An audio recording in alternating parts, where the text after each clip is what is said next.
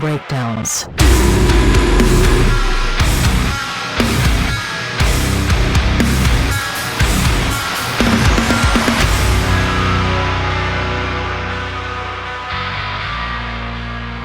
Welcome back to the Chill Sounds and Breakdowns podcast. We are on episode 91. We're on the countdown, for to 100. But I'm excited for this one. Honestly, I've been seeing this dude around the scene for a minute doing some cool shit. And it's kind of cool to finally sit down and actually just even have a talk with him. But today we have Cody from everything from Mona Borland, Tulip, Black Oil Recordings, even, and then where I first saw you was Aesop. Oh yeah. That's literally where the first time that I kind of got into. I think I saw anything with you in it, and then after that I learned about Mona Borland and stuff like that. Cool. But definitely a few projects out around at the moment. Yeah, it's kind of been an ongoing issue of mine. I think most of the time I've been playing music and stuff is always being in multiple things, it's it's never enough type of thing, I feel like okay, I'm doing this, but I have this much time, I could do this with that time, you know what I mean? Yeah. And also just being into a bunch of different styles of music, I wanted to be able to play different styles. I mean, it's always been kind of in rock and metal, but there's a lot of flavors just within those two genres. Yeah, a ton. So especially nowadays, so many subgenres and stuff. So yeah. But yeah, I mean, Mona was my first project after I'd moved back out here from Arkansas. So. Oh, okay. So you were originally from here, moved out? Yeah, okay. From Wichita Falls. Okay. So closer to Oklahoma up there. But lived there till I was 13. Moved to Louisville. Went to high school at Louisville High School, and that's when I started getting into the DFW scene at that time. My first band, I was 14, I think. Oh shit, okay. So, I mean, band, Gotcha. It's we had just started learning our instruments and stuff, so really just learning how to songwrite, and stuff like that. I feel that though. Yeah. You learn how to play a few chords and you're like, okay, let's ready. Yeah, we're gonna especially start if you a have band. a group, and at that I think at 14, you have people that are just yes, let's fucking do it. What else are we doing? You know what I mean? Exactly. And it's so cool to actually be able to play something, and then you see, oh, okay, yeah, let's start a band. It's that easy. Dude. Yeah, well, especially at that time, I think about it, I started, learning music, I guess, on a bass was my first instrument at 13. Okay. And then that was, right after School of Rock came out, the movie. Oh, wow. So, that was obviously, a huge thing that was whoa, all these kids are super young. I know it's a movie, but you know what I mean? It's just it gets you thinking and maybe I could do this. And then you're in middle school, you're starting to meet friends. I mean, I played football until middle school, basically into middle school. Mm-hmm. So I had some football friends, you know what I mean? And then also got into the rocker crew or whatever, you know what I mean? Skateboarding and doing all that stuff. So just starting finding friends that actually played instruments, and then go over to one dude's house and jam, type shit, and just that sparked everything. It was I just know I want to do this forever, regardless of if it's for a job or not. Just playing music, it was always and even growing up as a kid, I was obsessed with listening, and me and my cousin would do performances for the family type shit, Okay. Some R&B and Tejano stuff, Hey, nice. just back in the early 90s. So, we were always messing around with that stuff. And that same cousin, he still does music too. Really? He does Okay. R&B and hip hop and stuff like that. I've recorded some stuff for him. He'll come and visit, and then we just chill, hang out in the studio, and then just record some random shit. He'll pull a beat off YouTube or something like that. And that's our form of hanging out these days, That's kind of cool because, I mean, a lot of times, as you get older, you get a lot busier, so you figure out what are the best ways to spend time with people. And a lot of times, that's what you brought up jams, those first jams, when you're starting to play an instrument or just getting together with people and just hanging out and playing.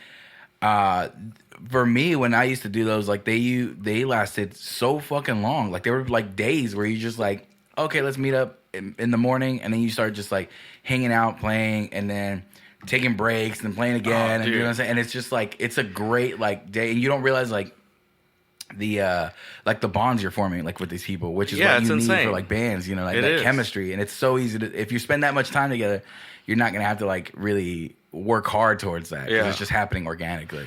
Dude, and it was like at that time everything's so magical and new. Yeah. Like to your point where you're saying like it could be like an all day hangout and jam type thing. Like you just didn't get bored of it. It's like you either keep coming up with random ideas or you're just playing the same song over and over trying to perfect it. You know what I mean? Like that kind of stuff was so awesome as a kid. And like, obviously as an older person now, getting older, I'm going to be 34 at the beginning of this next year. But like, I miss those days of when practice was like a long hangout. You know what I mean? And we kind of do that with Mona, but we don't really play that much these days.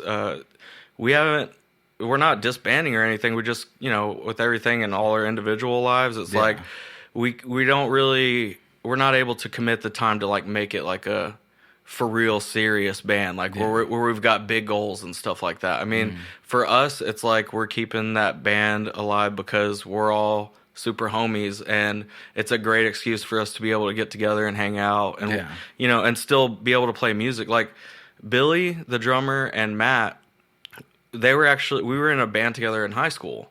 Oh, okay. So we go way back. Like, and Josh he's a really good friend of ours. He's become a really close friend of ours since he moved here from LA back when I moved back to Texas. So maybe like a year after Mona had started is when he joined the band. We did have another bass player before him, but it was just like one of those random things where this dude had moved from LA. He came here working like, a corporate job and just happened on Facebook to see that we were looking for a bass player. And then like he came to one of our shows and we met him and he was cool. And then he tried out, which really we were already like, this guy's cool. If he can play, he's in. If he can play, yeah. So like it just worked out perfect, and he's been our dude ever since. So, and that was like end of 2015 is when I moved back to Texas. So it was probably like, it was right when our second EP came out. We had already recorded it, and I think probably released it or were releasing it, and that's when he joined. So I think it was like 2017.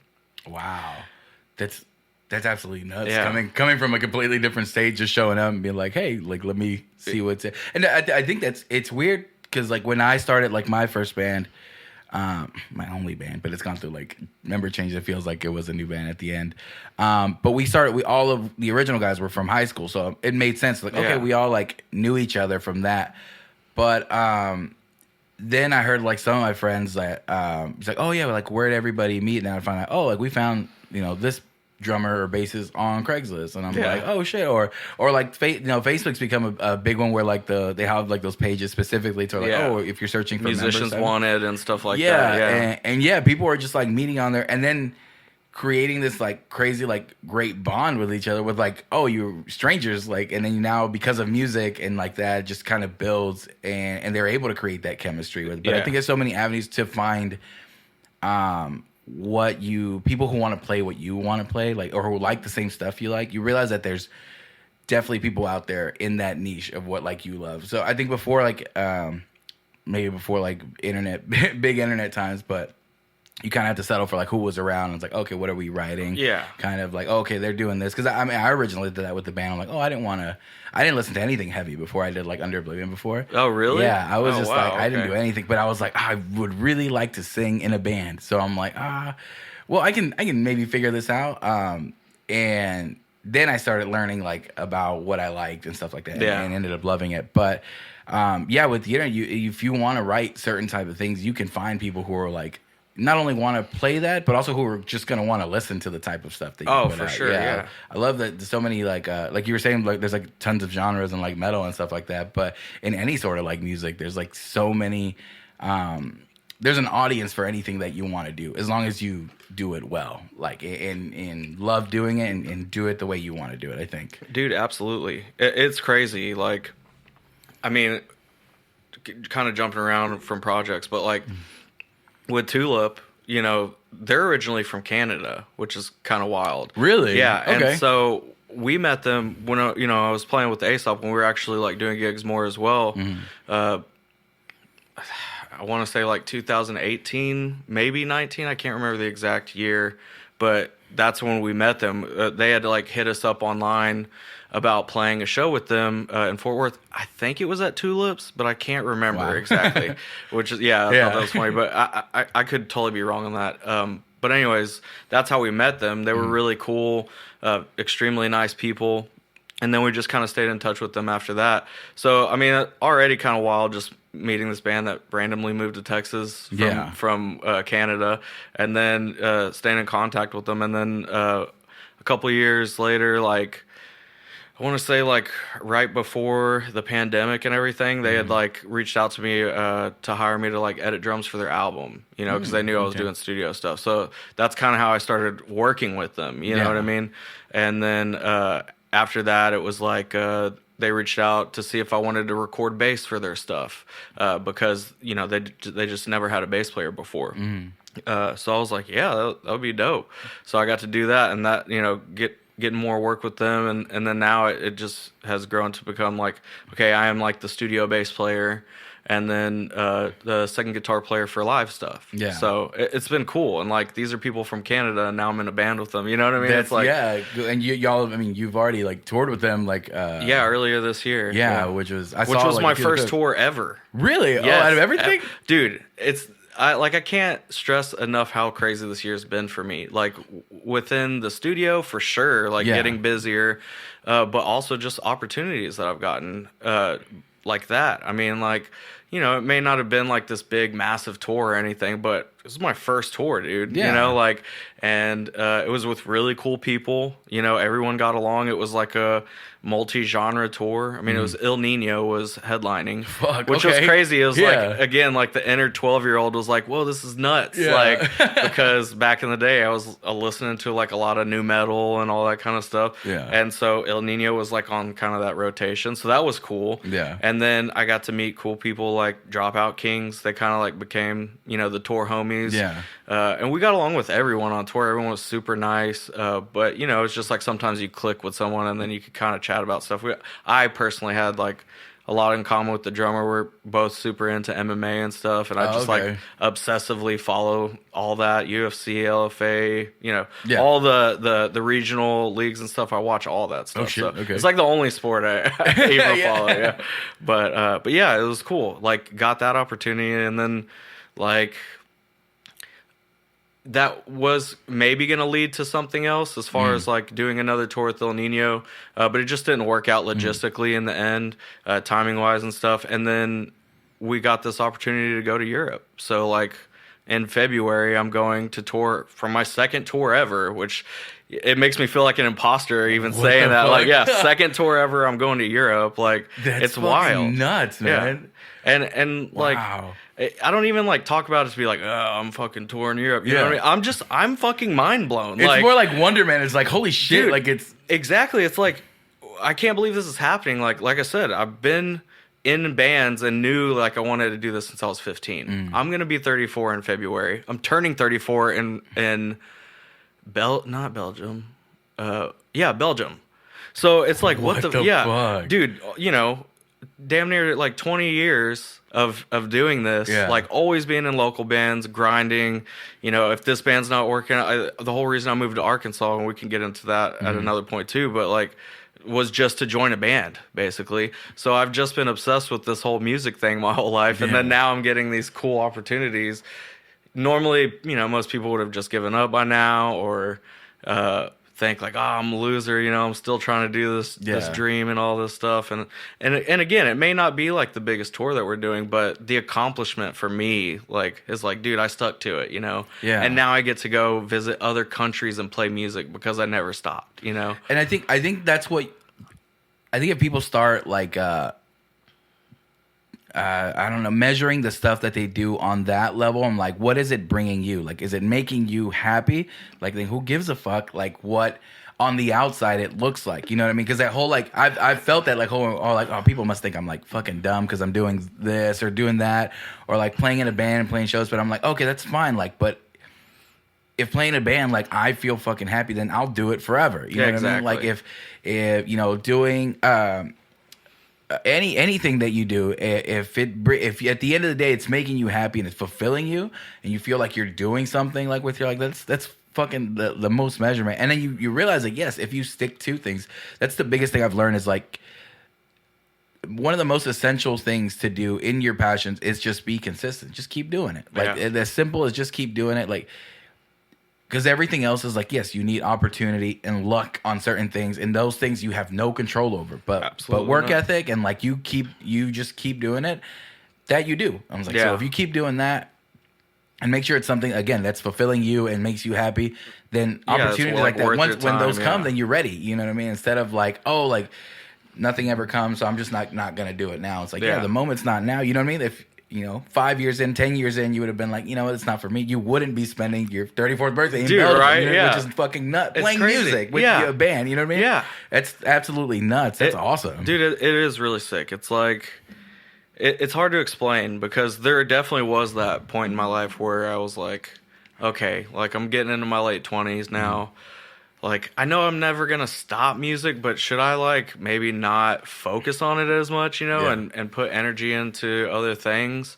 And it just, I never let myself get to that point. But there's a lot of doubt, like when you're doing this stuff, even like the studio, like I started recording stuff like in 09, late 09, early 2010, and it was like out of necessity because, like I said, I had moved to Arkansas to join a band, basically. So it was like a weird time in my life. That high school band that I was in with Billy and Matt from Mona, like that band was breaking up. We had played a show in Texarkana at this.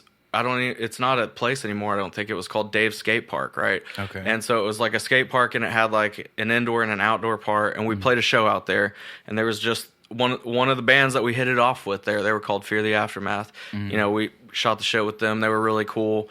And this is like a couple months after that was like right when I first got a Facebook because it was all MySpace, before that, right? Because this is like 2008, right? End of 2008, going into 2009, and I had like added their drummer, and then my band was breaking up, and I was like kind of like couch surfing at the time, you know what I mean? And so I was like, man, I don't really got shit going on here. And it was 19. I'm like, dude, I want to change, I want to just do something different. So I hit that guy up about like, hey, I remember you guys only had one guitar player. Are y'all looking for a second guitar player? And I'm sure he was probably reading this like, what the fuck is this dude from Texas? Like, I mean, we had talked, so he knew who I was, but it was like, I'm sure he thought I was like, this is kind of wild. Out of nowhere. But they were like, yeah, actually, we are looking for a second guitar player. So I packed all my shit up, went to go stay out there with them for a week to see if we all like clicked, in a long-term environment, and then just like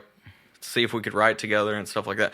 It turned into 2 weeks. We hit it off great, and then we were like, I think the time I was there, we'd probably written like 2 or 3 songs together. So it was just like, it just clicked. So it was like, no question about it. I'm gonna go back to Texas, get the rest of my stuff, and then just live out there, which ended up being in the middle of the woods in a trailer.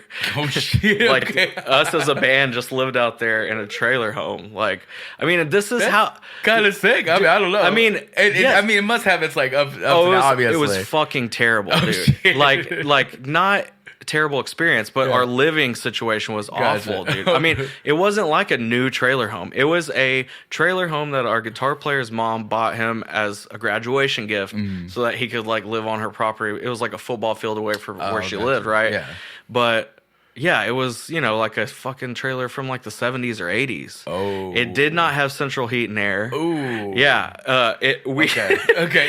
Yeah, I mean, I could keep going. We had pieces of wood duct taped to the floor where the air vents used to be from previously when they did have central heat and air. So like the air ducts, come through the floor.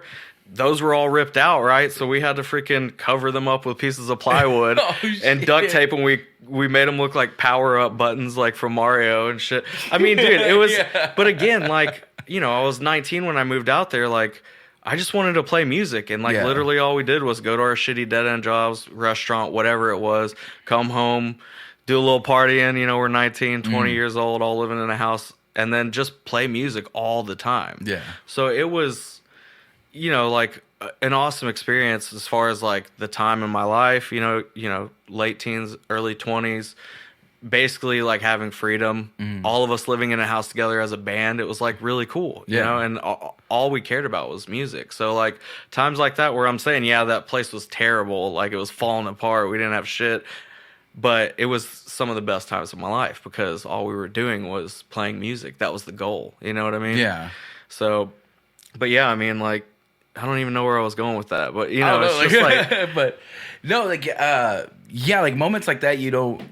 I think you realize more like, oh, there were shitty moments after the fact, and even like during, it's like, okay, whatever, but you're still having like a good time. You're doing the whole purpose of it was to be like out there with the band playing music. So yeah, all these other stuff is like, oh, I can do this. It's like survivable. You know what I mean? Like who cares? Because we're doing like I'm having fun or whatever. What it causes the move from there? So just time, you know. I think like again, we were living out in the middle of the woods. It wasn't necessarily the best place to be trying to do music full time. So eventually, you know, some of the members moved like closer to Little Rock. We were about 2 hours south of Little Rock in El Dorado. So Little Rock, you know, is more of the bigger hub if you're living in Arkansas for music and arts and stuff like that. So, you know, that was kind of like the goal was like, all right, let's try to get up there and then do it there. But just in the timing of the move, some people moving up ahead of time, getting more involved with their jobs, that band ended up, you know, breaking up. But yeah, so like that was, let's see, I'm trying to think of the correct timeline. Yeah, like 2013, I think, is when we all, or most of us, made the move up to Little Rock. Did that. I had met my wife shortly before I moved to Little Rock. Okay. Just mutual friends, which was kind of crazy because, again, I lived out in the middle of the woods, so it was like random that we even made contact in the first place. But yeah, and then lived up in Little Rock for a while. Was in the Little Rock music scene. Played in a few bands up there as well, and then I was like, I'd become like a kitchen manager and was on the side, like recording bands, like, you know, with a shitty laptop and a 2-input interface and MIDI drums, you know what I mean? Like how most people start off doing it. And, you know, my wife was also working in a different restaurant. And we were just like, we kind of want to like take it to the next level as far as like our futures go, you know? I didn't really see it going too far, like with the kitchen management stuff. It was just so stressful. Yeah. And I was starting to become like more obsessed with recording and stuff, you know? And I'm like, you know, this is like a different avenue I could take to have some income. It may not be a lot, but if I could do this part-time and then work a random part-time job, you know, maybe we just like move to Texas. And like, honestly, the initial idea for me was to like go to school for music production. But then, you know, again, life happens. Like we move out here, I get a full-time job, like screen printing, and just, I don't know, you know, got sucked into that like momentum. So I didn't sign up for the school. And then I was thinking more like, you know, is it really worth the, you know, 20 grand that it's going to cost to do this? You know, I mean, it gets crazy. Like, so I was just like, I put it in my head. I'm like, all right, fuck that. Like, I'm just going to get on the internet every single night and study. Like, watch different videos on production, mixing, you know, live tracking, stuff like that, and just try to like soak in as much information as possible. And then, you know, slowly upgrade gear. Like, you know, first upgrading from a 2-input interface to an 8-input interface. And I'm like, yo, I can track drums now. You know, buying like a drum mic kit, you know, that has all the stuff in there, and, you know, none of it sounds that great, but it'll get you, you know, going. Goodbye. So yeah, I mean, that's kind of like what initiated the move back to Texas, was just us trying to like do something different. And then my wife started going to college and stuff, and she was working, you know, side jobs and doing all that. But I mean, so like Black Oil basically started in a duplex in Oak Cliff. Like, we lived in a duplex in Oak Cliff for like the first 2 years that we were here in Texas. And dude, it was wild because we lived in the area that was close to Bishop Arts, like right when it's turning into Bishop Arts, you know? Turning into, okay. Yeah, so it was still like, it's still kind of sketchy in the neighborhood, but I guess we were like close enough to where it was not as sketchy. I don't know. It was just one of those things. It's like, it's what we could afford The inside of the place was done pretty nice, and it gave us plenty of space. Just, you know, me and my wife, my fiance at the time, we just had dogs. We didn't have any kids, you know, so we're just like, this will work. This will get us going. But yeah, I mean, I started the studio in that duplex. I mean, we got neighbors on the other side of the wall, but thankfully, and not thankfully, the first neighbors, it was like we didn't ever really talk to them, but they were like always fighting and crazy shit. They're making a bunch of noise, so we obviously never got a noise complaint. They moved out, and then I had gotten one of my buddies, well, a couple of my buddies from Arkansas. I got a bunch of people from Arkansas to move out to Texas because they were all good at shit. You know what I mean? And I'm like, dude, there's so much more opportunity in this. Whether one of my bigger buddies, market down here for like a ton of stuff. Yeah, one of my buddies was like in college for film up in Arkansas, and then he came out here, yeah, they moved in next door. They filled that spot. So then it was like homies living next door. They didn't care about the noise, you know, and just doing that, like doing super cheap recordings, just trying to get experience and build a portfolio. But yeah, I mean, that's what, you know, brought us down here, was just to try something different, basically. From what I'm hearing, there's a lot of like, you do really well of like kind of betting on yourself and just like, if I'm gonna do it, like let's fucking do it. I mean, and looks like you've had like some sort of like support like out there, whether it's that band you went out to see and like, oh, had a place to stay out there, or you know, you and your wife now like talking about like making the move over here. Take it again. That's another jump, you know, because that's a state to a different state. Sure, you've lived here before, but it's still like, it's still you've already been living out in Arkansas for a bit. And is that where she was from Arkansas? Or? She's an Army brat, so like she was born in Luxembourg, you know, near Germany and stuff, and then she moved to New Jersey for a while, and then she ended up finishing her like high school and stuff in Arkansas. So that's how she met her friends that knew my bandmates. And then, you know, that's how we met each other. Okay. So. Yeah, but then that, and then like moving down here, and also like you said, the plan was like, okay, I can do some of this recording stuff now too.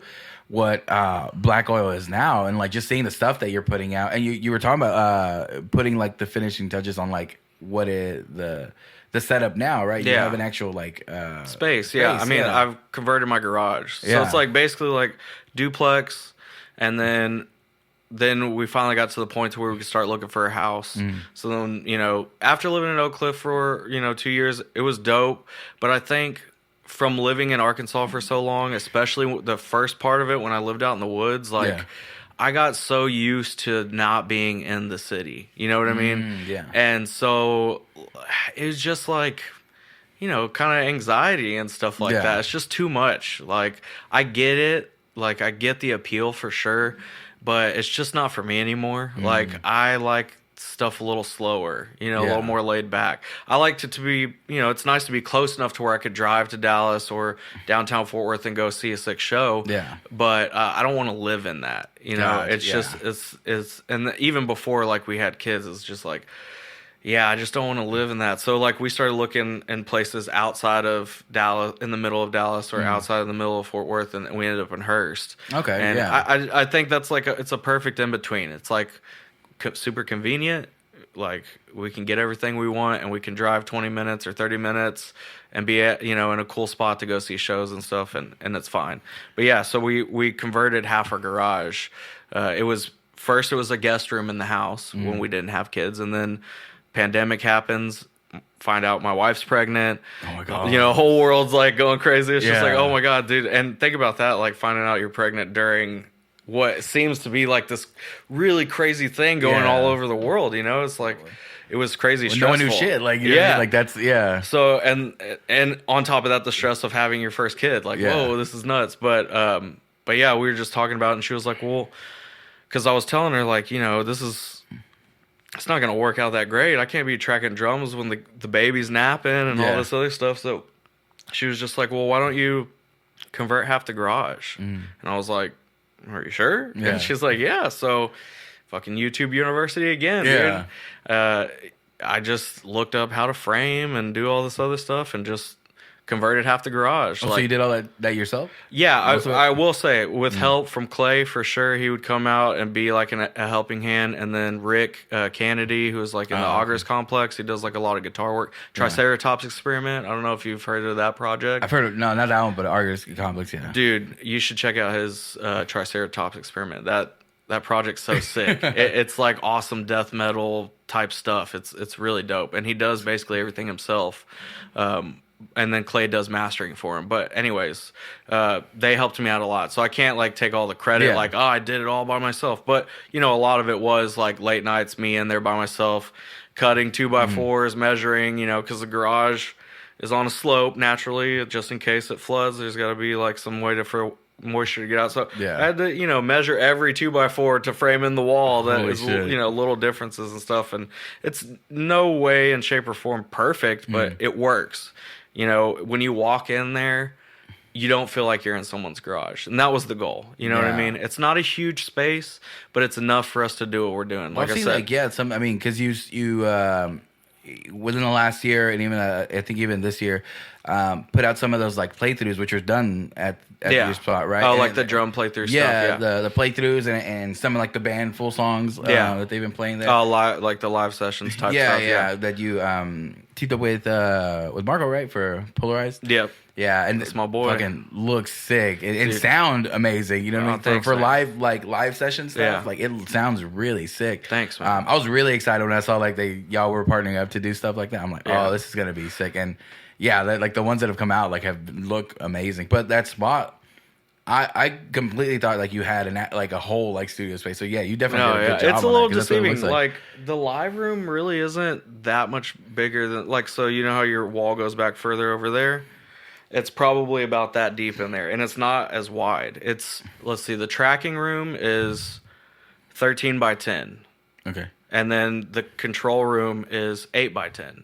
So it's really not a lot of space. But like I said, like from doing it in a duplex to everything in a guest bedroom, you know what I mean? It's like, it's gotten better each time. And, you know, we have goals to like expand eventually, you know, but we're just not there yet. And I'm happy with my spot. Like, I'll always want more space, obviously. Well, the biggest thing is progression. Like, you want to make sure you're moving in the right direction at the right time. Like, I feel like, I don't know, the best feeling I've had is like, oh, okay, I am able to upgrade when I calls for it. You know what I mean? If I don't need it at the moment, if I'm working what I can, sure, I will benefit from having my own space, my own like stuff. Like I always think about this. Like when we started the podcast, like we were, I think the first one I did out of DJ or Daniel's like room, because his like he had a studio set up. Oh yeah. We used mixed match microphones because that's what we had. So it was just like everything. And I borrowed a camera and I had a camera, and I was like, okay, let's do it. Then it like most of them the next year were like out of the living room. You know what I mean? Because we lived in an apartment downtown, and I was like, okay, that's the only space that's big enough for like all of this. And then when we moved out here. To this house, it's a 3-bedroom, and there was 2 of us. So I'm like, hey, I was like, let me have the 3rd bedroom, and let's just make something cool out of it. That way, we'll use this as a whole creative space, so we'll make more stuff out of it.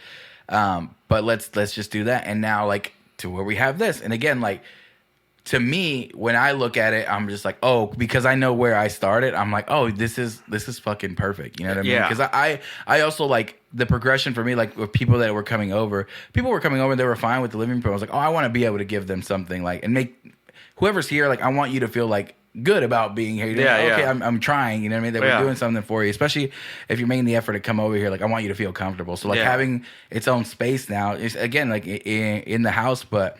Yes, it's a whole place dedicated to that. Okay, so now it's something special. But the progression came, I think, when it was needed. You know what I mean? Exactly. I didn't have to force it. I didn't like try to rent out like the best equipment or like spaces when I'm like, I don't need it. Like, you make do with what you have, and if you continue with it, if you really want to do it, you'll make it work. You know what I mean? Until you can move up naturally. And I think that like you're a perfect example of that. Just like, hey, what do I have accessible?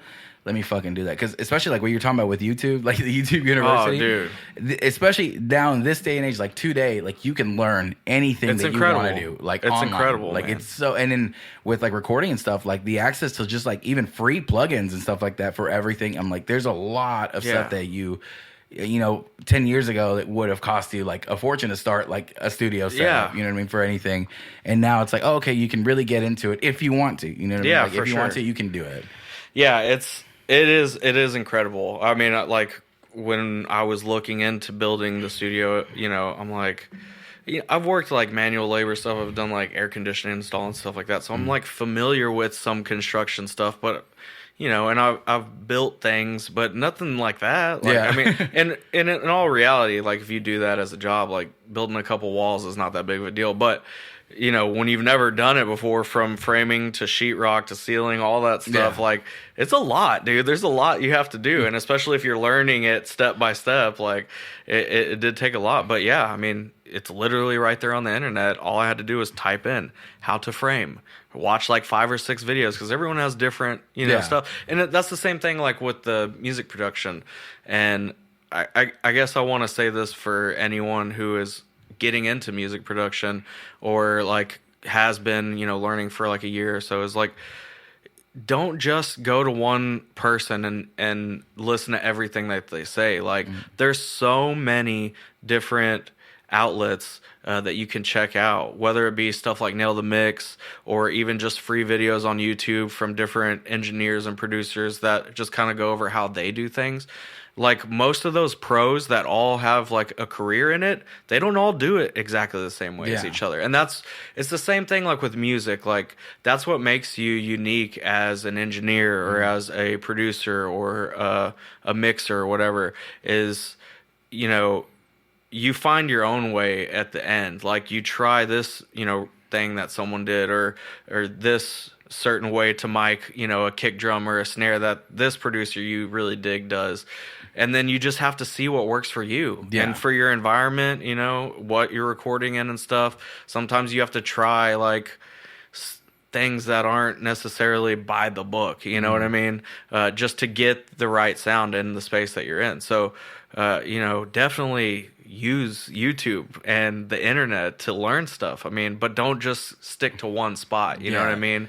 There's so much knowledge out there that you can get from so many different people, and it's all valuable in some way. Like, yeah. I mean, that is the point of why there are so many and why people go to so many different like engineers or producers or anything. Is because there is something to someone doing something a little different than this person does. And what type of music are you recording? Who knows how to work that best? Who focuses on that? Because this person might be super good at what they do, but if they have a focus that they're better at, then they might not do so well with like this genre. Not even do so well, but you might find someone with a better fit for you. But there's so many people that every person's like knowledge is based on every little thing they've learned, the same way you're learning through a bunch of different sources, and they accumulate. That's your knowledge. And when you think about like your own personal knowledge of like, music, like how did you get your own, how are you writing what Mona Borland writes now? Oh, it's every fucking thing you've ever listened to, and it's figuring out like, oh, this style will work in this, or what happens if we just throw this shit in here? But it's all those accumulations of everything that you've ever listened to and just enjoyed or liked or didn't like. Combining that together. But I think being open to like everybody's own ideas. You might not use everything, but it's good to just explore it. You might even learn that to know, I don't like that. I don't like the result of this or whatever, know? So you learned, okay, I don't like that style of doing whatever, it's like, even that knowledge is important, because then you really are able to learn what works for you and what doesn't, you know?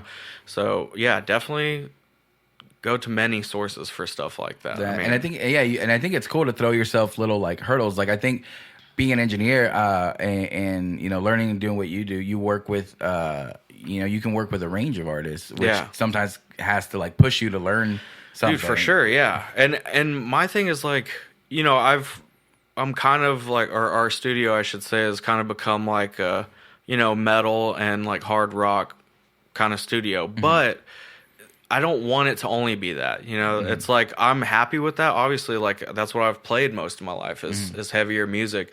And so, of course, it makes sense that that's what we record a lot, because, being in Mona and Aesop and everything, just networking, meeting people, like playing with Under Oblivion and stuff like that, you're just naturally, okay, like, yo, I also record music, and those bands just tend to be that style, right? Yeah. So it makes sense, and I'm totally happy with doing it. I mean, I get super excited like every session, like someone plays a riff and I'm like, yes, dude. You know what I mean? I'm like, hell yeah, I'm like hyped on this track now.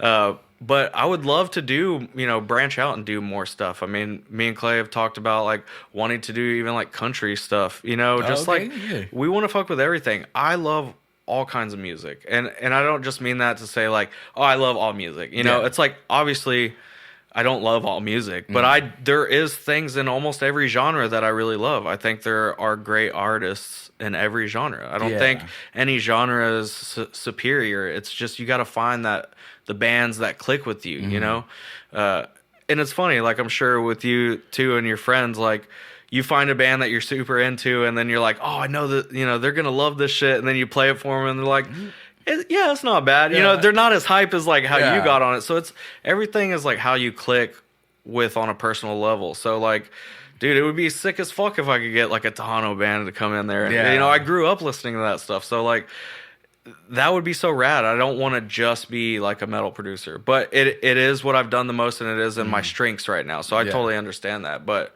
anyone listening, if you're outside of the rock and metal realm, there you go. hit me up, No, I think that's important. And what you brought up is like there's elements in like every genre of music that you will find yourself enjoying, even if it's previously a genre where you're like, there's nothing I like in it. Yeah. Then there's like first like the one artist that turns it around for you, where you're like, well, that's pretty cool, and then you start realizing like, oh, okay, it depends on what's been given to you. I think normally if you're just like, oh, okay, you dismiss it altogether, or I think it's just easier for you to be like, oh, I just don't like. Yeah. Like I've heard like a lot of just like, oh, I just don't like country. And it's like, oh, it's probably just don't know what you haven't found one you like. Yeah. And that. And it might not be your strong suit. Like I'm like I enjoy like.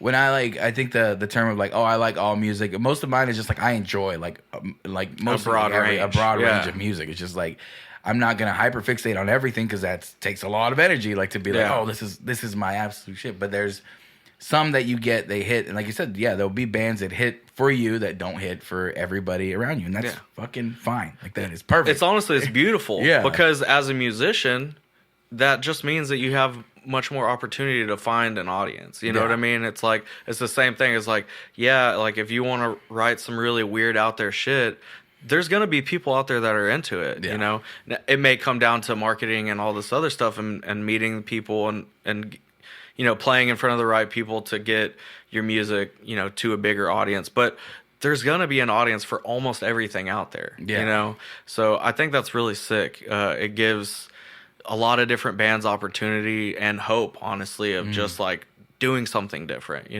It's like I like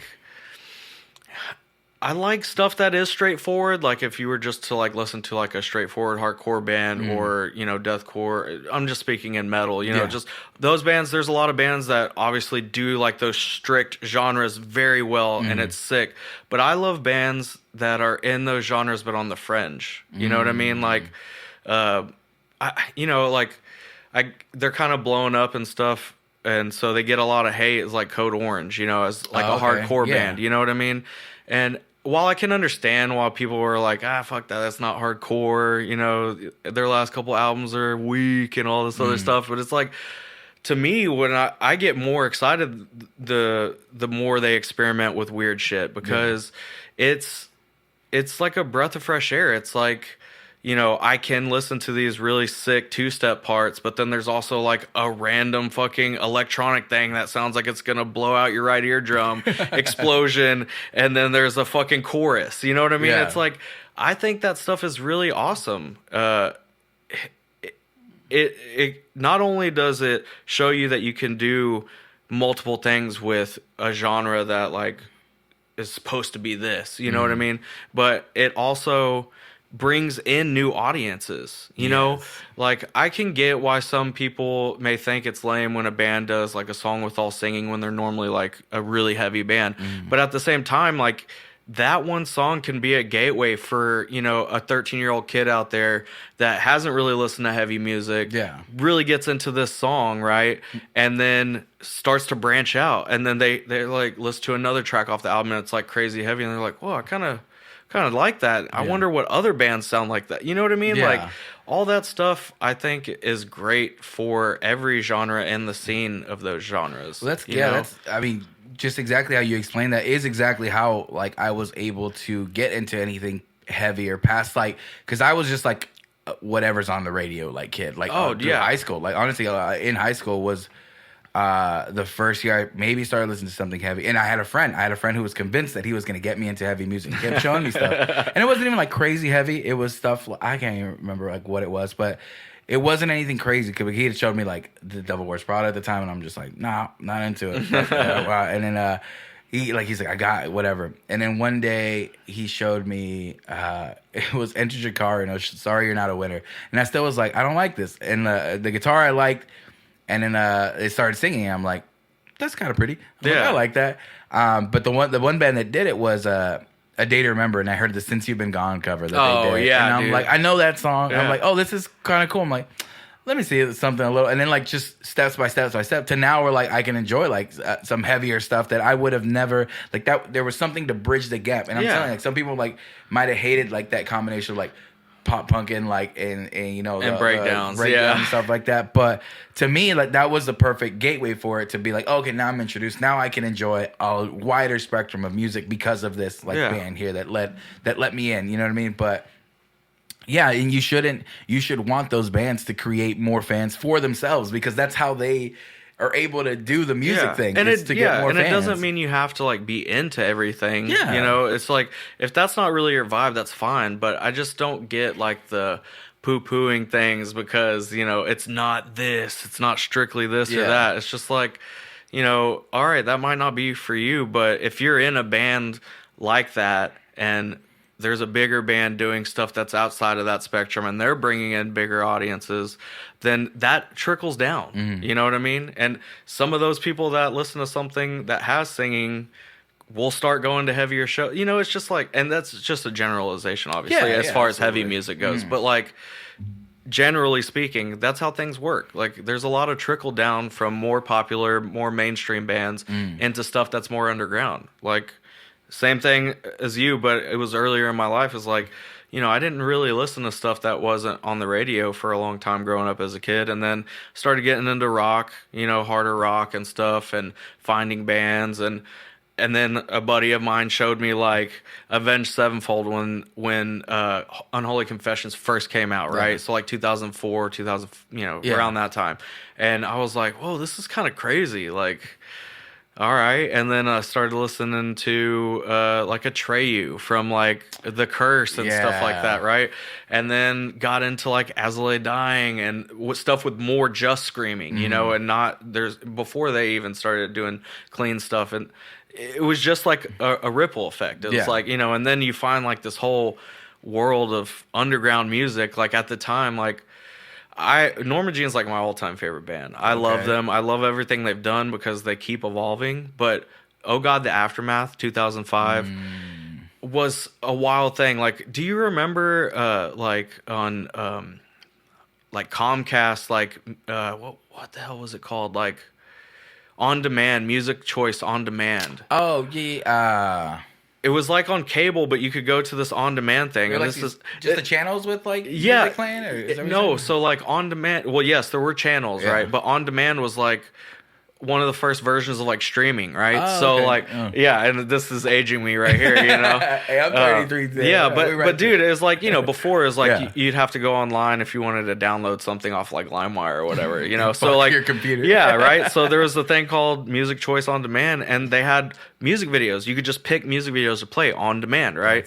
So and this is before like YouTube was really big. So that was like the thing, and they had like all different kinds of genres, and there was stuff like from. Do you remember like the Sounds of the Underground tours from back in the day? Yeah. So there was stuff like Every Time I Die music videos, Lamb of God, stuff like that. And then there was this song called Bay Network by Norma Jean, right? And I'm like, what is this?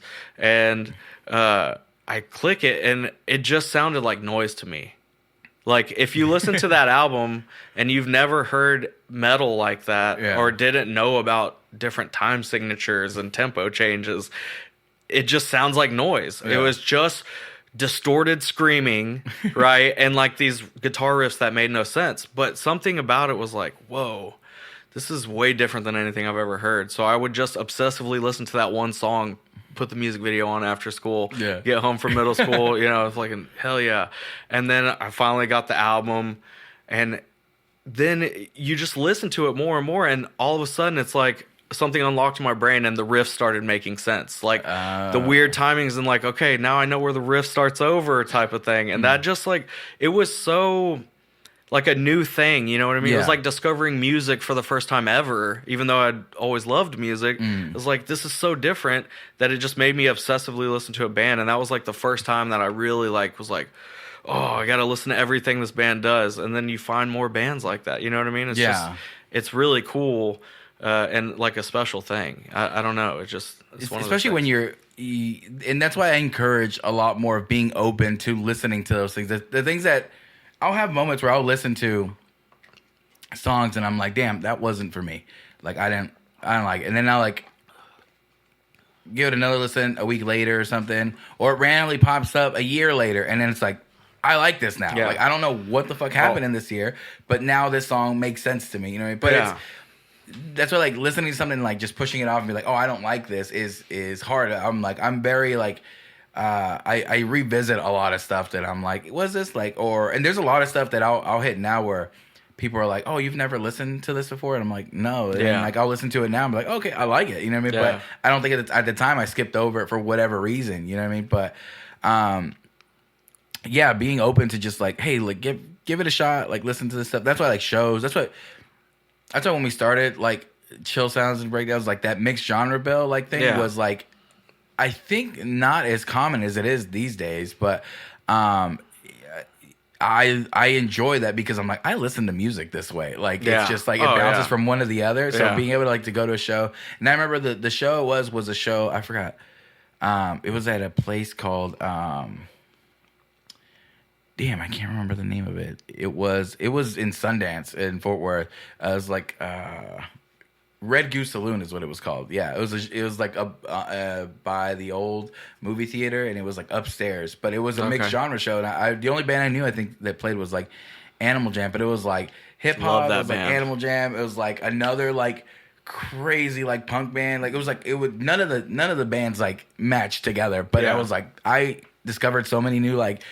So much new music and just genres and just different live shows. I'm like, this is fucking cool. Like, to be open to that. Again, if I had just seen like one of those bands on a bill somewhere else, maybe I'm not going to that because I'm not familiar with it. But being able to get exposed to like those bands and different just genres and just stepping out of that comfort zone is really nice sometimes. You know what I mean? Yeah. If everyone like goes to those kind of mixed genre shows and is like aware, okay, this is like the vibe, like I think those are some of the greatest shows ever, because again, you're opening yourself up to different audiences that may have never checked you out before, right? So, you know, if on those kind of shows like everyone could kind of bring some people, you might like change someone's music taste that night, or at least get them to the point to where they're like, that was actually pretty fun watching that band, you know, of whatever genre that I never listened to. Like, I need to check them out. And you might go down a rabbit hole of checking out other bands that sound like that, you know, and then branch off from there. It's really sick. I mean, like, I think the older I'm getting, the more excited and awesome I see things like that. You know what I mean? Obviously, like, middle school and early high school and stuff like that, I was one of those people that was a lot more closed-minded about my music. Because it's like, you grow up listening to certain things. Like, for me, it was like a lot of old school R&B, hip-hop, Tejano music. Then you start to become a teenager and you get kind of embarrassed of those things, right? So for me, you know, I was getting more into like punk and metal and all that stuff. So I'm like, you know, pop music, fuck pop music. This all sucks, you know. And then, you know, anything outside of that is just not good. And then you have that attitude. And then you start getting into your 20s and you start like, oh, this is actually kind of cool. And I started listening to hip hop again, you know what I mean? And going back to stuff that I grew up on and then kind of catching up on stuff I missed. And then now it's just like, really, if something comes on, like, granted, I don't listen to tons of music in my free time just because it's nonstop. Like, if I'm in the studio or I'm editing or, you know, whatever, doing that stuff, or it's my own band stuff. So I've, you know, obviously like a lot of people these days are listening to a ton more podcasts. But yeah, when I do find myself like in the mood, if I'm not putting like a vinyl on or something like that, I'll put on Spotify on something I know I dig, and then just kind of let it go. You know what I mean? Yeah. And even if I'm not vibing the song, I'll probably just listen to the whole thing, because I never know. Maybe there's a cool part towards the end that really catches me. Yeah. You know what I mean? But yeah, I mean, I just love shit like that. Finding new music will never get old to me. You know what I mean? I'm not ever gonna be that guy. At least I say that now, but I don't feel like I'll ever be that guy that's like, I'm good. These are the bands. These are the bands. They're always better than anything new that comes out. You know, like that whole mindset is just like, dude, you're limiting yourself so much to so many cool things that could happen in your future. Especially as far as how like good, music, like how easier it is to find new music based on the shit that you like. Like the algorithms are being built like for like a lot of the streaming platforms is like, that's fucking sick. Like a lot of the times I'm finding new bands that I have never heard before. And I'm like, who the fuck is this band? And it's a random band in like another local in like some other state that just like, because of the access of the internet and streaming and stuff like that, they're able to put music up. And because of these algorithms, and who the fuck knows how they work, but all of a sudden I'm hearing like this band and I'm like, what the fuck is this? Like it's like it's crazy when I discover a band that I've never heard of and no one I know like has heard of, but it hits the exact button like it needs to hit with me, and I'm like, that's fucking cool. Like I am very, very like I don't know, it just surprises the hell out of me, and it surprised because the first streaming thing I ever like got, I mean, I think Pandora was like the first thing, right, with the radio and stuff, like, which was cool. Or Rhapsody. I don't or know Rhapsody. If you remember. Yeah. But there was one called it was just called Mog, M-O-G, and it literally, I never heard that one. It works. It's the only one I saw that was almost exactly to what like Spotify is now. Okay. But it was way before that. Like it was just, you could search up any artist, and then the algorithm was the part that like really surprised like me and my friends. So at the time I used to work at Best Buy. This was like fucking 12, 13 years ago now. Okay. Maybe more. But literally what we would do after work, because we all discovered the app at the same time. Yeah. And we would sit in the car after work and we'd play like, one of us would get to pick an artist that we liked. And we'd play it and we'd just hang out in the car and listen to whatever like was coming up next, and we'd like find new artists. And then like, because each of us had it, like the next time we would meet up, we would each have like songs that we had found on each other, and we would just like share them with each other. But finding new music, we kept every time we would do that, which was like on a definitely like almost like a bi-weekly basis that we were meeting up. Everybody was bringing new music that they had found because of that. Check this shit out. Check this shit out. You know what I mean? And again, we had moments where I'm like, that one's not for me, but it's still like, it was such a nice moment to like, oh, like I found something, let me share it. Like, let me share something new and stuff like that. But yeah, with I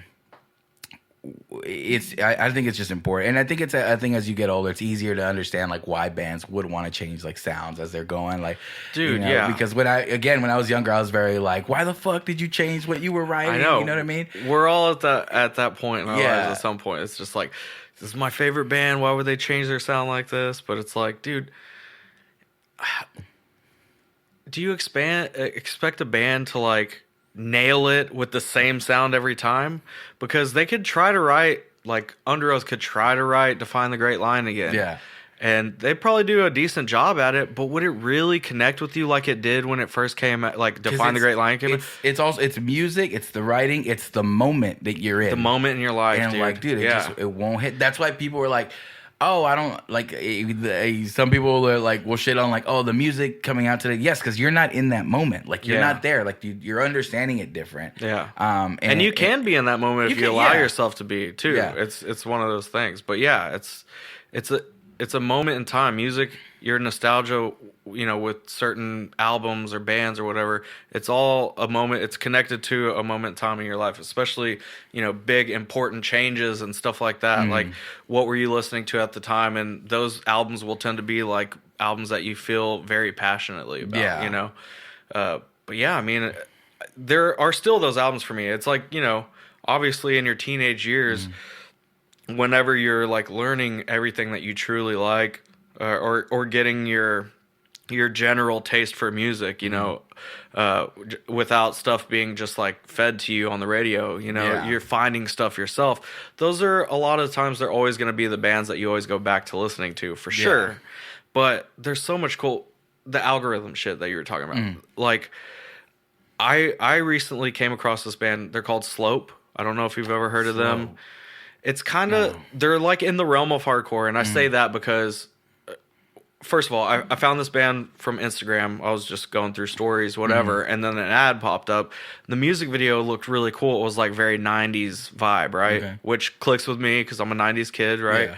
So anything with that aesthetic, like I'm automatically drawn to already. So I'm like, all right, you've piqued my interest. The vocals were like kind of wild and weird, and I was like, oh, what is this? So then I go check them out, right? And I listened to the couple new, they're about to release a new album, so they're putting out new stuff, and that was one of the things. I'll check out a few other music videos, all again very 90s aesthetic. Yeah. So I was like, yo, this is kind of cool. And then I go back and listen to all their catalog. They put out their first stuff in like 2017, I think. So they're not like a crazy old band, and they actually don't have like a massive following online, which blew my mind. Basically, like if you're into like the newer Turnstile stuff, Okay.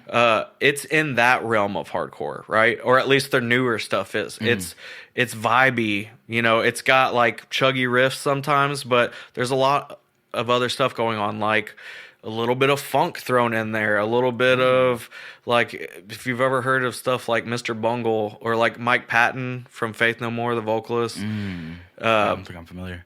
He was also briefly in Dillinger Escape Plan. He's just really well known for being just a very strange vocalist, right? Okay. And being involved with, or like Primus, you know, stuff like that. Yeah. Like that weird, grungy, but experimental sound. They have like splashes of that in their stuff. And that like really ticked my boxes. Like I was saying, like, you know, it's just really weird and out there, but then also has that hardcore element. So then it's got like sick riffs and stuff. And if you go back and listen to their older stuff, it's a lot more straightforward hardcore. Still very good, though. Very well written.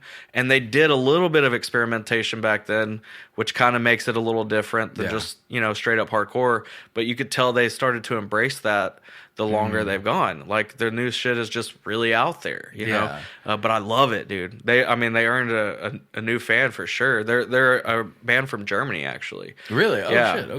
But check them out, dude. Slope. Slope. It's, yeah. S-L-O-P? Yep. Oh, okay. P-E, yeah. P-E. Okay. Yeah. It's sick shit, man. It's like one of those things, like, when you're younger and you find something and you're like obsessively listening to it. That's been me like this last week with this band, dude. I cannot stop listening to them. It's great shit. It's fun shit. You know? I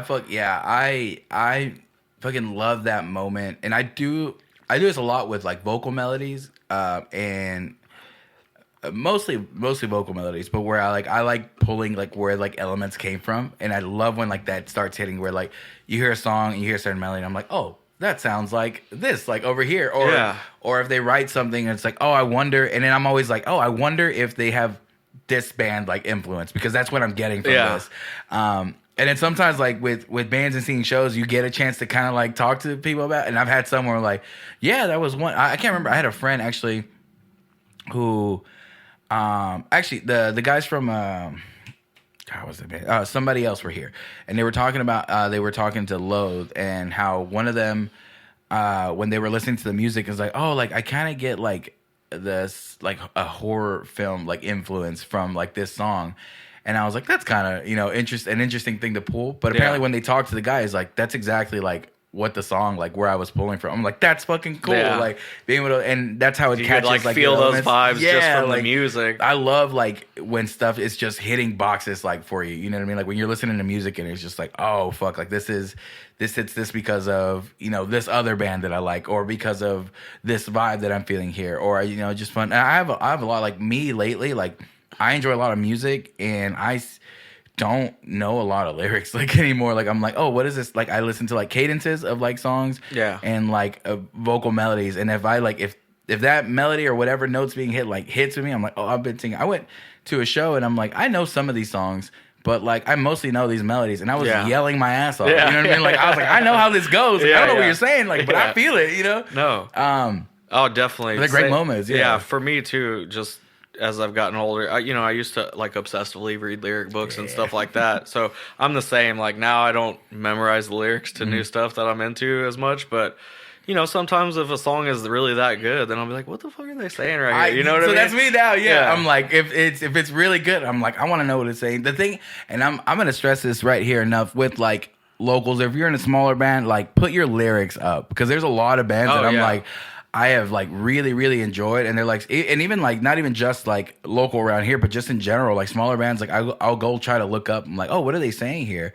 And I can't find anything because you have to put them up yourself. You know what I mean? Unless somebody else is doing it, because that's the way you would find them before. Like if it was a really popular band, then someone would go and transcribe it, and then you'd be sometimes singing the wrong shit because like it was just whoever listened to it. You know, like yo, dog, it was that's like not the lyrics or whatever. Yeah. Yeah, but I would do that like a lot of the times. But I think when like Genius came out and like they started doing like a lot of like the hip hop like lyrics and stuff like that, but then they opened it to like multi genre, so everybody was adding like that's something I did like when we did like Under Oblivion. Like I was like, that's kind of cool. Like I don't know who's gonna look these up, but they're gonna be here, and I even like put in some explanations of what the song was. But I like that because I knew that when I like a song that much, I'm like, oh, I want to know sometimes like what they're saying and like let me figure it out, because I'll get vibes of songs now and just be like, I understand this song. You know what I mean? Like I'll go based on that.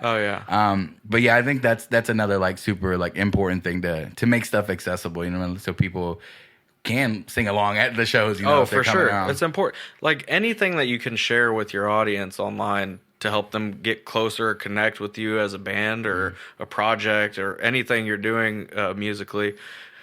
It's very important, and the fact that we have the internet as a tool to do that stuff now, it's made it, you know, obviously more accessible for more artists. So it's like, like a lot of that stuff, doing it yourself, it does take a lot of time. It basically becomes another full-time job, and you know. But the sick part about it is you're in control of your stuff, and you have the freedom to do what you want. So you know, it can be a double-edged sword, but like you just have to put that effort, you know. And that's why it's like, you know, for Mona, like, we know that we don't have that kind of time to constantly, you know, be coming up with new content and stuff like that to be like a serious band.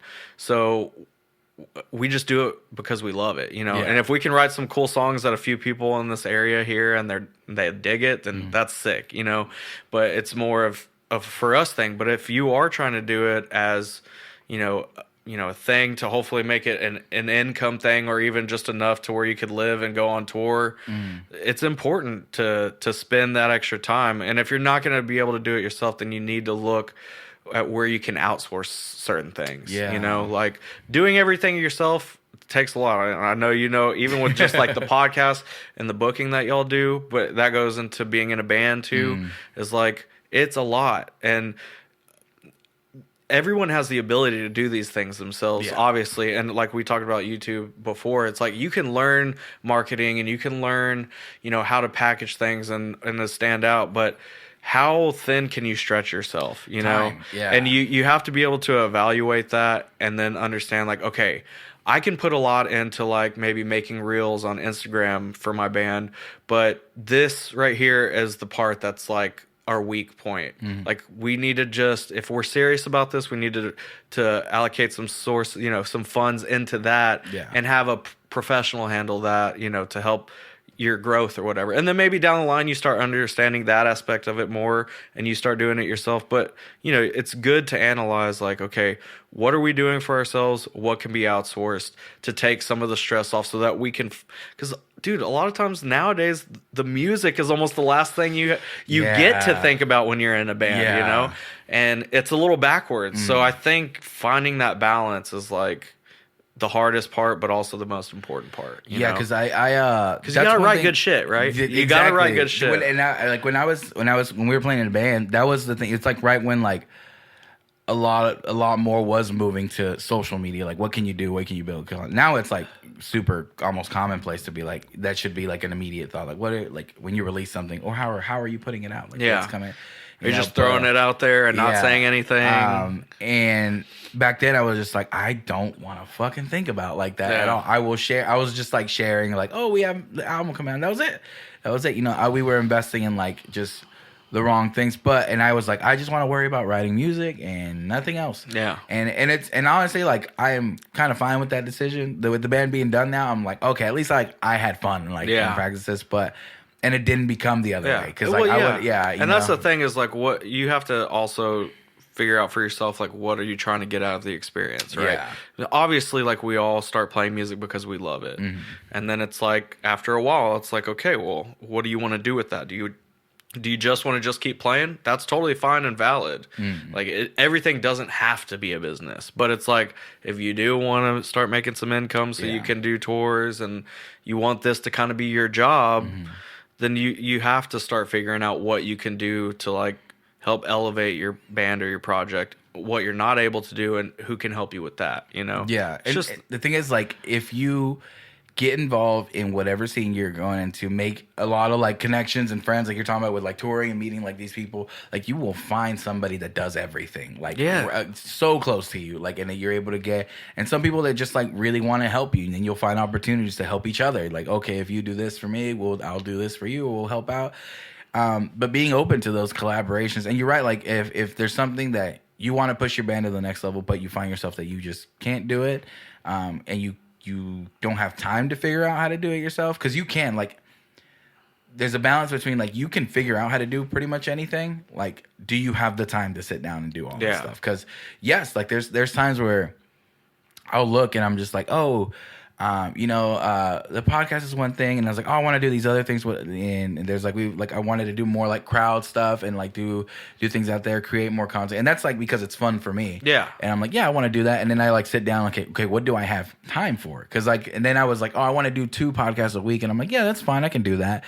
It's not too hard, it's like one day of the week, and I can do that. An and then hour it's like, or so at a time, but then everything that goes into then it's like, just setting up. Because if I did 2, when I was doing 2, I think the time slots were like 1 and 4, and I'm like, okay, that's kind of pretty much that evening, to go.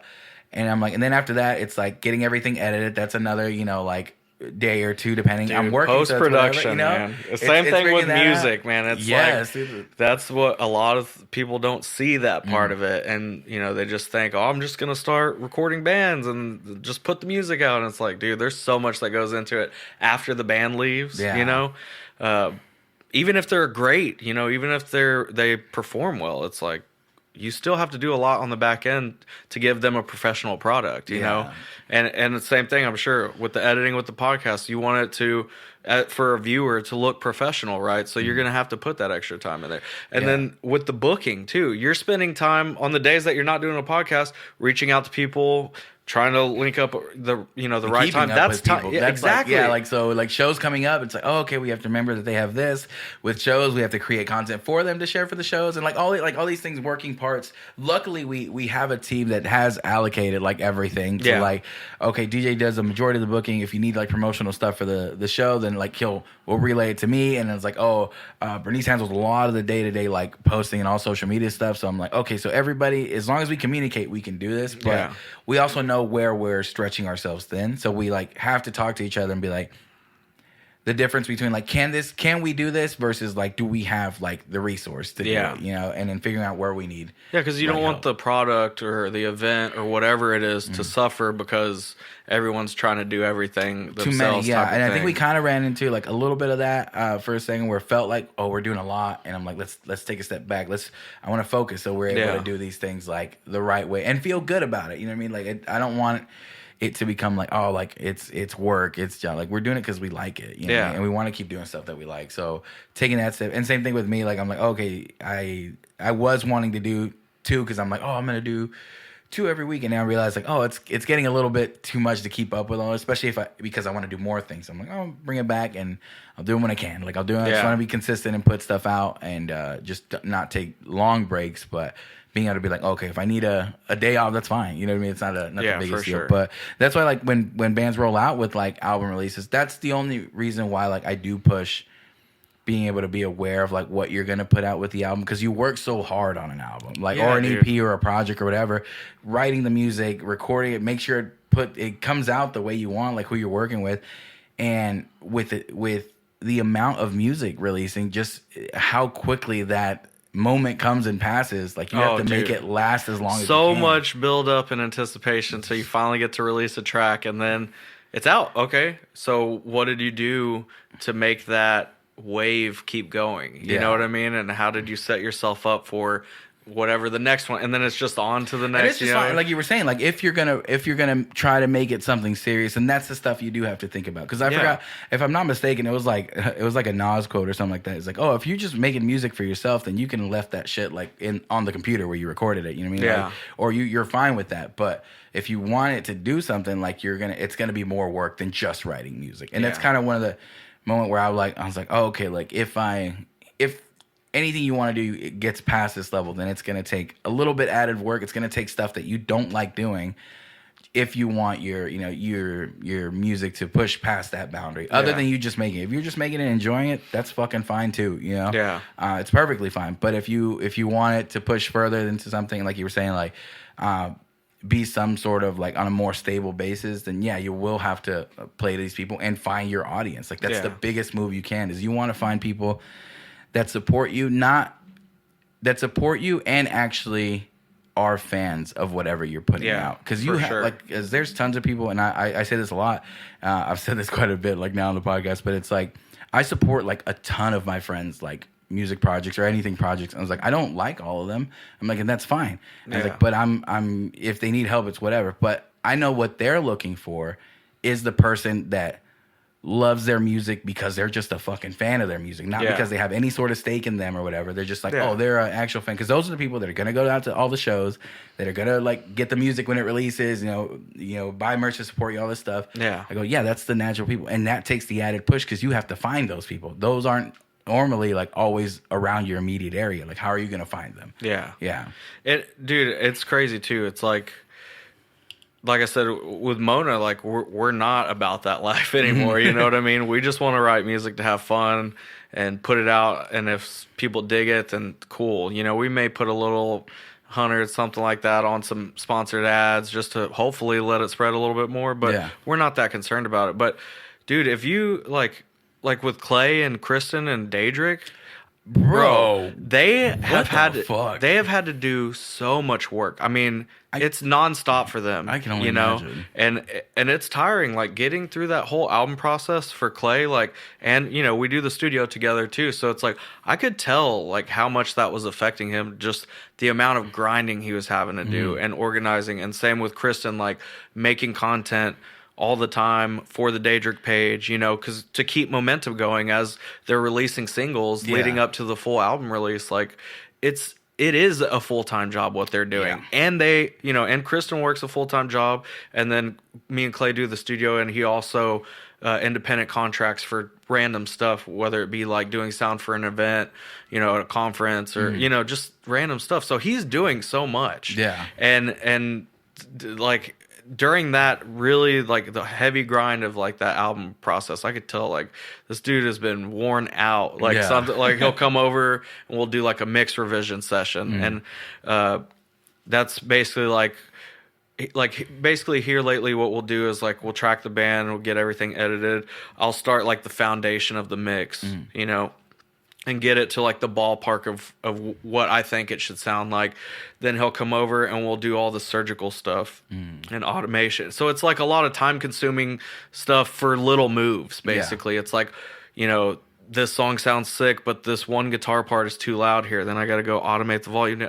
And that's just the basic part. Then you got to, sometimes you want to automate effects.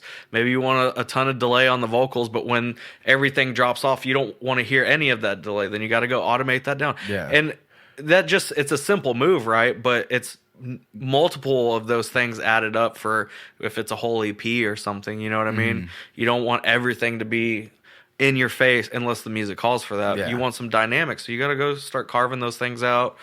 It's a long process, and I'm like, dude, how are you doing this with me and grinding with this Daedric project and then finding side hustle jobs? It's just like, it's mind-blowing. That dude has a lot of drive. Kristen has a lot of drive. Like, I don't know if I could keep up with doing the studio and the stuff that they're doing. Granted, I'm also a stay-at-home dad now too, so I've got that to deal with and a lot of energy drained.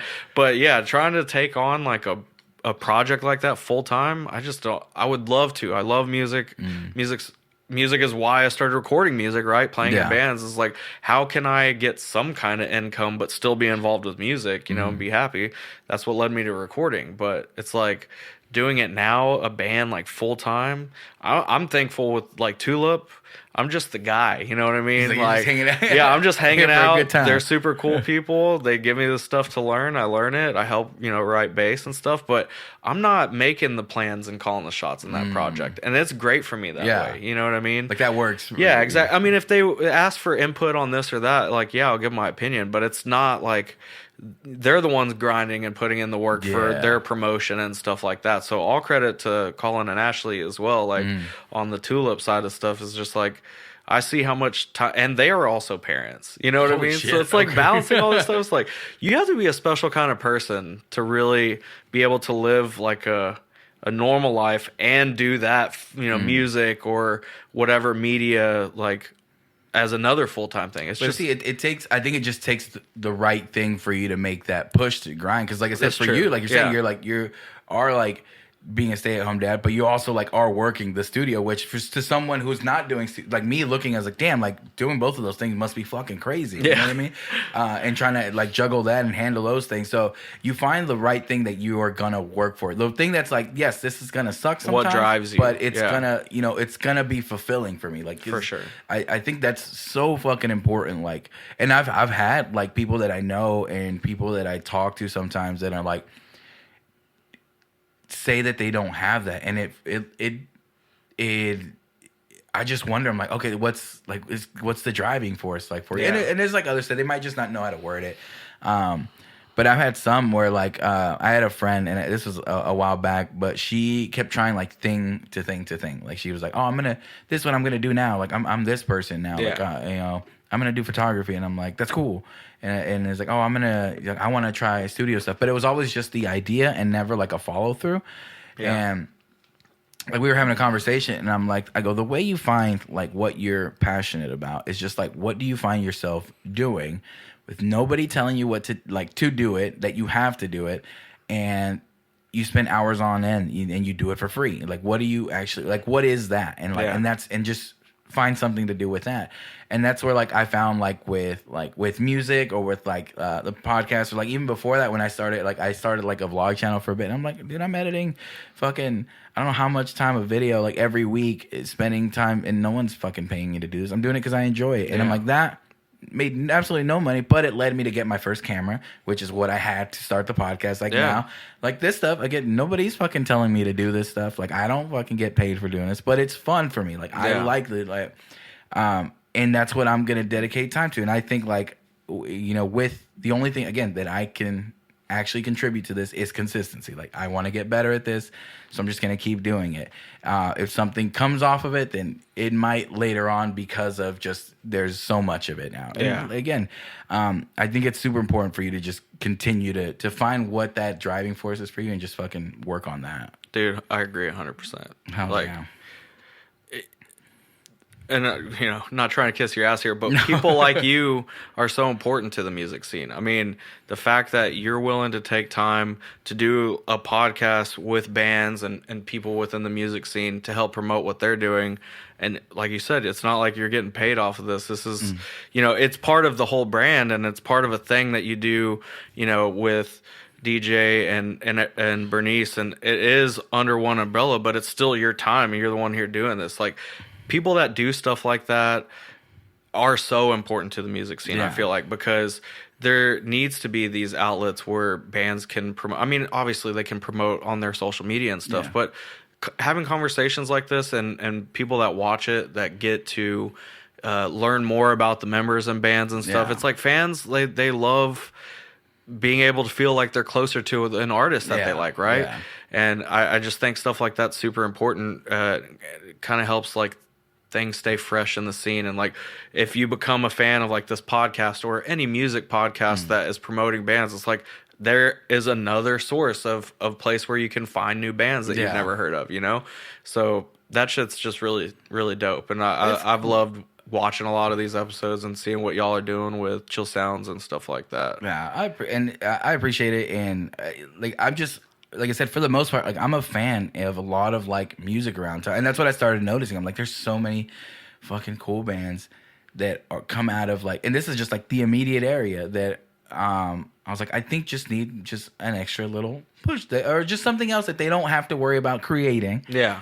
That gets made for them, and they get to show like who they are as a person. Plus, more people find out who they are, like, and maybe like check out their music, maybe come out to a show because like, oh, like I've heard their music, but they seem like cool people. Like that'd be nice to like go out to the show, and it's, I don't know, it's been super fun, and like I said, I fucking enjoy it because I get to talk to like some really cool ass people like you, and it's just really it's really a good time, and I think whatever helps promote like this scene and community that I came up in, you know what I mean? Like it came from being a complete outsider to what a local scene was. Like even when I played in the band in high school, like we played for our friends, like in high school. You know what I mean? It wasn't like I didn't know a stranger that I think we met another band that played, and like that was the only like friend that I remember making outside of that. But being able to come into a scene and then start making friends just because of like we were at the same show together or we played together or like blah blah blah, like stuff like that. I'm like, I have a lot of like good memories playing in a band and just going to shows in the scene. And I'm like,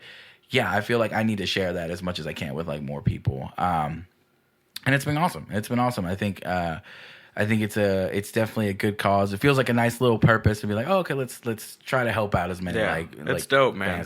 And just like what you were talking about earlier, the growth, like you could see like how the quality changed from when you first started it to now. It's like, it's dope the way you have your clips set up on Instagram. Like everything looks so pro, you know what I mean?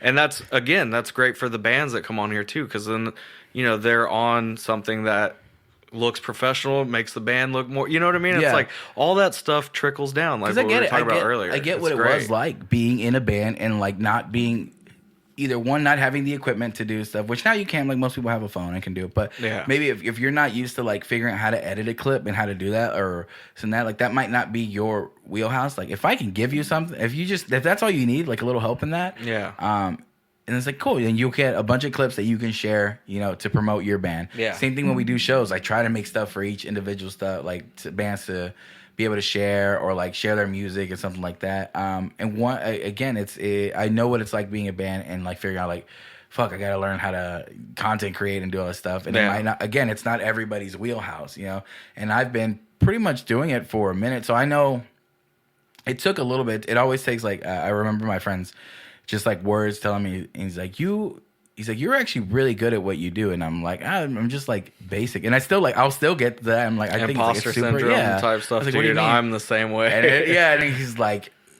oh, okay, how do you, and he'll like bring something up. He's like, how do you do that? And I'm like, oh, well, you just do this. He's like, I don't fucking know that. And he's like, no one like off the street is going to be able to do that. Like, you have like gained knowledge. And again, when you're a little too zoomed into the picture, you got to take that step back and be like, oh, okay, we've come a way, and being able to use that to help people, like especially with like your skills in recording and stuff like that, being able to use that to make these bands sound as like amazing as you can, because I know it's got to be the same kind of feeling with you, like engineering them and recording and working on all their tracks of like, I want to make you sound as best as you can fucking sound. Absolutely. It's especially from being a musician. It's like, and I've obviously, okay, so like, I've been doing it professionally. Again, the imposter syndrome thing. It's like professionally. It's weird that I, feel weird about saying professionally, but it is my job now. It's the only thing I do for money. So,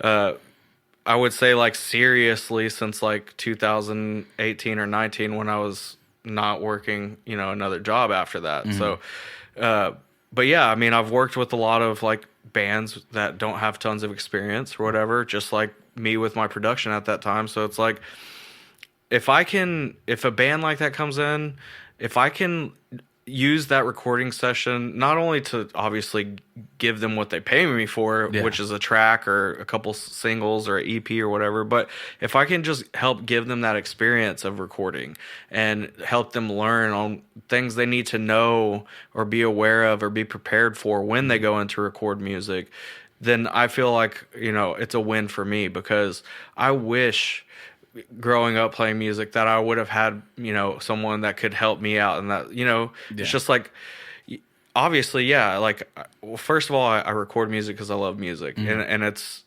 such a cool job to have, you know what I mean? I get to basically become a part-time member of every band that comes in, and just help give them ideas and go back and forth with stuff like that. And and help coach them, you can do a better take than that type, just stuff like that. And it's also almost like a psychology thing too, is everyone's different that comes in. So you have to figure out how to speak to people differently. I can't just be like, that sucked. Even if I'm joking, some of these people I don't know, they could take that personally, make them nervous or something like that, and then I ruin the rest of the tracking session. So you have to like learn how to guide people. But if I can do that, like give someone a good product, but also help them walk away with more knowledge, for moving forward, whether they come back to record with me or they go to a bigger studio or whatever, it just helped them like set them up for success for their next session. Like that's a big goal for me. Yeah. And like what you were talking about earlier too, with the podcast and like wanting to make people feel comfortable being here.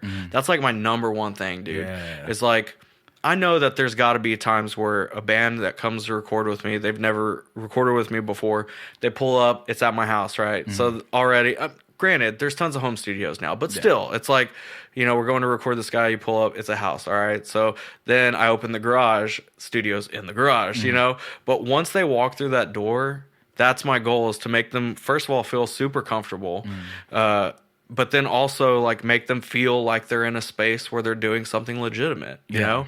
Even if they're just a local band and they just want to put out a song, I want them to have that experience and feel like it was a legit experience. Like, we were in the studio, we created something awesome together. Like, that's my goal there, And if I can, continue to have plenty of bands coming in to where I can afford to keep doing this, that's always going to be my goal, is help elevate these bands and, whether it be, try to send them down the right path on what's a good way to release a single and promote it, or what they could improve on before they come back to record again, whether it be just getting more comfortable with the click track, or vibing right for transitions from part to part, just stuff like that. Anything I can help them with, if they can grow as musicians in a band, like leaving working with me, then I feel like I've done my job. You know what I mean? I think that's I think that's kind of what you're hoping, especially like as a newer band, if you're going in to record, that's kind of what you're hoping it's like on the other end. Yeah. Because there's a lot of like insecurity about like who you go to pick to do this, on whether like that person actually gives a fuck like about what you're doing, I've run into experience like that. It's like, oh, okay, we're just going in and this guy's just like recording and putting something out. But if you have someone that actually like is trying to help you to the best of their ability, like I think that's gonna help you be more comfortable with putting out another product and being open to like criticism where it's like, hey, try another one. I think you can do better. And I've had instances with that. It's like, hey, do it again. Like, let's say, like, I think you can do another one better. And then like pushing you in the right way. You know what I mean? Like to get you to put out the best thing. But because you can just be the person that just hits record. You know, and I could just take your money and be like, good job, dude. And then do a quick mixing and master with Clay, and then just give it to him and not care. But that's not. First of all, it's not going to build longevity for our business. But again, it's like, we're musicians. We've been there too. We know what it's like to feel uncomfortable, in a strange studio that you've never been in with the person that you've never really had a conversation with. And those kind of things just are unnatural for creating something good, right? Yeah. So like, it is a goal. Make them feel comfortable. Joke around, try to figure out their sense of humor, make sure that they have all the stuff that they need to feel comfortable, volumes and headphones, all that shit, dude. Every little thing, it's all important. Like, and the more comfortable that band is, regardless of the level of, their skill, the more comfortable they are, the better they're going to play. And that's, and that's what I tell them. Like, before we start the session, I'm like, look, we don't know each other. You just got to know that my end goal is to give you the best possible product, that best end result. What is the best thing that you can do, and let's get to the point to where we can lay that down so that you can give that to your fans. You know what I mean? It's just, it's always important, comfortable, man. If you're nervous, you're not going to play right. You know? I mean, granted, like butterflies, like I'm still the person that I'm almost 34, and before every local show, it doesn't matter if there's 5 people out there or 100 people or whatever, I still get nervous as fuck, dude. Yeah. I mean, I got nervous driving over here for this podcast. No. Yeah. So it's like, I still get that little bit of, but that's a whole different thing than being uncomfortable. You know what I mean? And yes. So there's that. You want to, in this situation, you want to feel as comfortable as you can. And again, that's what you're bringing up is the same thing like I try to do here. It's like, okay, even like people who are like, I've had people come in here that like are super uncomfortable with like talking or in front of the camera, but they're willing to try. And I'm like, believe me, like I'm going to do my best to make this feel as easy as possible. And then like they're walking out and being like, oh shit, it's been an hour already. I'm like, yeah. It's like, but it's a good thing. And again, having someone on the other end of that, actually caring and trying to make sure that you feel as best as you can is awesome. I think we're probably getting ready to wrap this up, but since you were mentioning it, give me like 3 things that bands should like really focus on before walking into the studio. Like what's like some stuff that people forget, or maybe newer like bands like forget. Okay, so obviously, first of all, practice your music. It seems like that's a dumb thing to say, but you would be surprised to hear how many musicians are like, damn, dude, I haven't even played this song in like 2 weeks. That is not something your engineer wants to hear, by the way.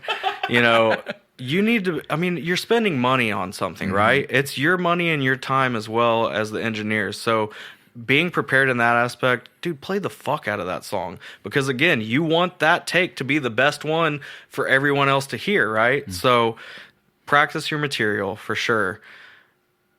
I would say most of the time in most modern production, you're going to be playing to a click, right? So getting comfortable with the click. Dude, you don't have to play to a click live. Some bands do if they're using, extra stuff. Tulip, they have a lot of orchestral stuff and brass.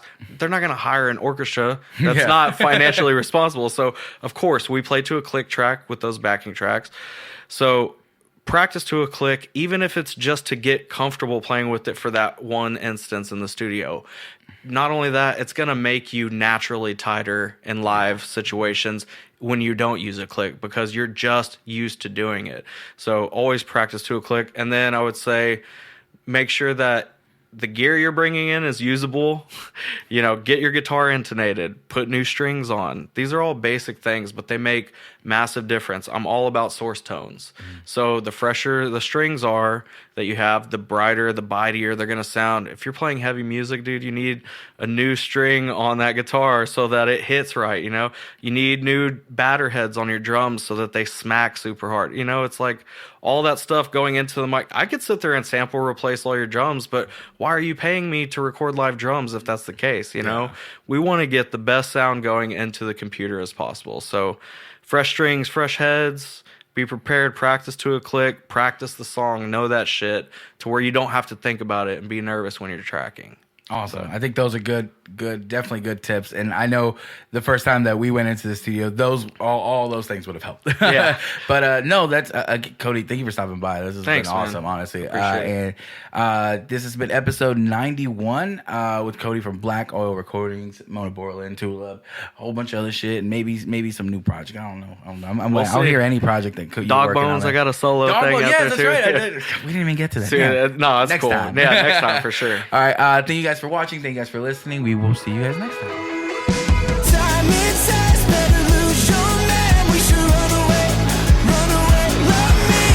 Chase sounds and breakdowns.